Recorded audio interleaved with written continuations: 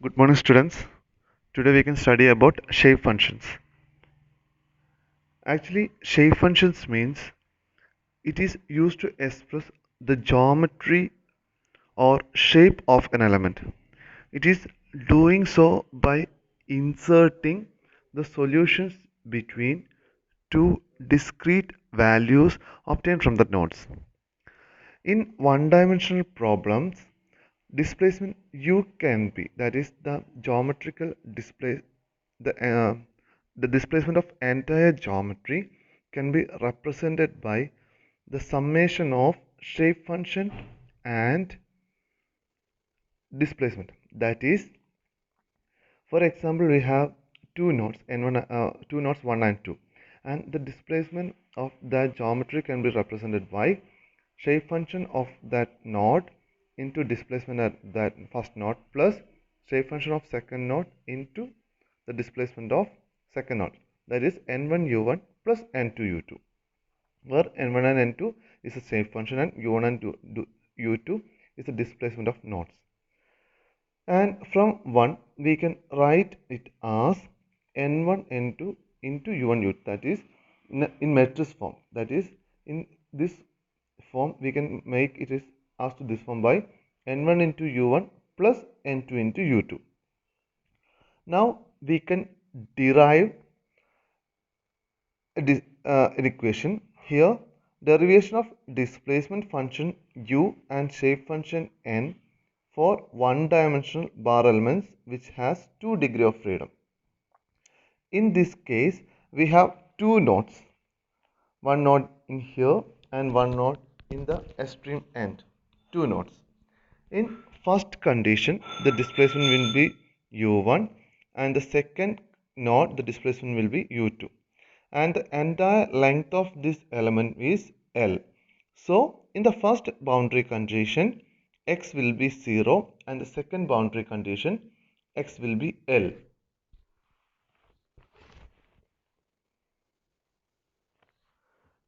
Since element has 2 degree of freedom, we can write its displacement as u bar x equal to a1 plus a2 into x, where a1 and a2 are the coordinates. Okay, it is just the coordinates of this bar element. And we can write this in matrix form as 1x a1 a2. So we can convert this, that is we are naming it as 6 into 1 by multiplying 1 into a1 plus x into a2. We can convert the 6 into 1. So we are then applying boundary conditions at node 1. I already mentioned you, in this first node the u1 will be the displacement will be u1 and x will be 0. So while converting the equation 1, while applying the boundary condition node 1 in equation 1, we will get u is as u1 and x equal to 0. So we will get u1 equal to a1 plus a2 into 0, and so u1 will be equal to a1. And while applying boundary condition at node 2, that is in here node 2, the displacement will be u2 and x will be L. So while applying, we will get u2 x u2 equal to a1 plus a2 L. Since u equal to u2 and x equal to L, u2 will be equal to a1 plus a2 into L. So we are converting u2 and u1 into matrix form. So we will get it as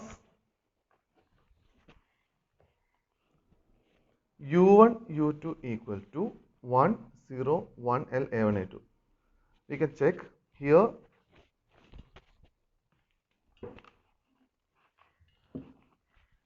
u1 equal to 1 into a1. so A1 plus 0 into A2, so 0, and U2 equal to 1 into 1 into A1 plus L into A2, so A1 plus LA2, and from there we are finding an equation for A1, that is coordinates, for the coordinates. So U1 U2 into the inverse of, that is minus 1, inverse of this matrix 1 0 1 L, and we know that A inverse 1, that is inverse of A, is adjoint A by determinant A. So the inverse of 1 0 1 L minus 1 will be L 0 minus 1 1 L. I will explain the A inverse in determinant coming.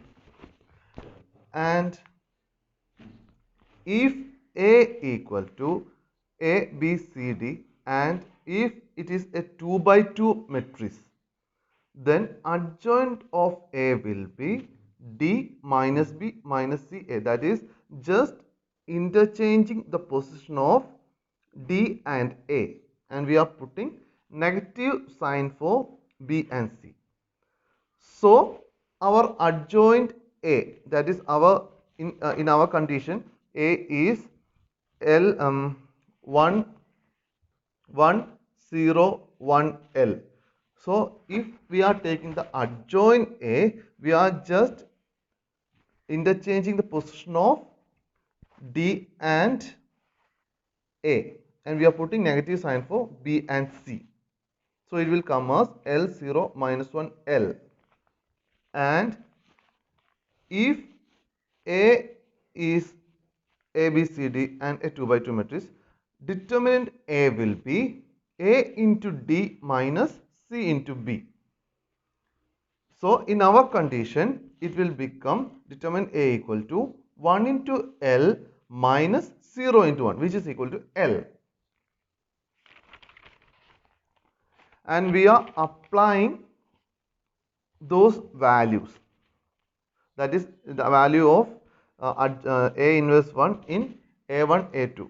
So A1 A2 equal to U1 U2 into L0 minus 1 1 divided by L, that is this is our adjoint A by determinant A. This is our adjoint A